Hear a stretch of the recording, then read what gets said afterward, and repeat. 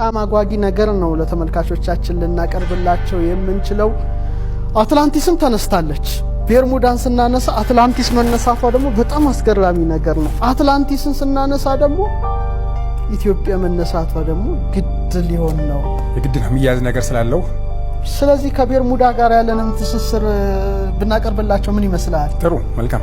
እንግዲህ አትላንቲስ በዚሁ አትላንቲክ ውቅያኖስ ላይ አሁን ካለው በራቀ ሁኔታ እጅግ የሰለጠኑ ሰዎች ይኖሩባት የነበረች ምስጢራዊ ደሴት እንደነበረች በኋላም በደረሰባት ከፍተኛ የተፈጥሮ አደጋ እንደሰጠመች ብዙ የተባለለት ጉዳይ ነው። ስክሪኑ ላይ የሚታየው ነው።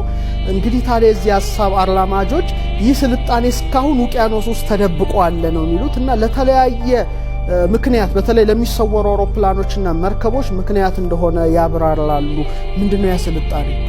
ከዚሁ ጋር በተያያዘም ሲያብራሩ ትልቅና በአትላንቲክ ስልጣኔ ጊዜ የነበረ በጣም ከፍተኛ ጉልበት ያለው ክሪስታል የሚባለው ማዕድን አይነት ከቤርሙዳ ባህር ወለል ጥልቀት ውስጥ አለ። ይህ ክሪስታል ደመና በሌለበት ፀሐያማ ቀን የፀሐይ ብርሃን ሲያገኘው ኃይሉን ያገኛል። ከውስጡም የሚወጣው ጨረርም በኤሌክትሪክ የሚሰሩ መሳሪያዎችን ከማወቁ በተጨማሪ ቤርሙዳ ላይ ለሚከሰቱ የመሰወር አደጋዎች ምክንያት ነው ይላሉ እንግዲህ ተመራማሪዎች በሳይንሱ።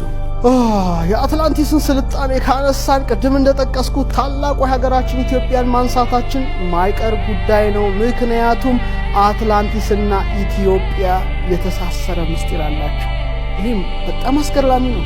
ይፋ እናድርገው እንዴ? ግድ ነው። ግድ የለም ሌላ ጊዜ እናቅርበው። ሳሁን ይሻላችኋል ተመልካቾቻችን እንዳይሆንባቸው። ክቡራን ተመልካቾቻችን አስገራሚ ነገር ልነግራችሁ ነው። ተዘጋጁ፣ ማስታወሻችሁን ያዙ። በተለይ ደግሞ ቅድም የቤርሙዳ ትራያንግል አካባቢ ስላለው ስለመሰወር ጉዳይ እዛ ውስጥ ያለው ከፍተኛ የከበረ ማዕድን እስካሁን ያጥበብ ስላለ ይሰውራቸዋል የሚል ነውና አትላንቲስ ምንድናት? የት ነበረች? ፕሌቶ ስላነሳው ጉዳይ የሆነ ነገር ብንላቸው መልካም ነው። እስቲ አንዳንድ ነገር ንገራቸው።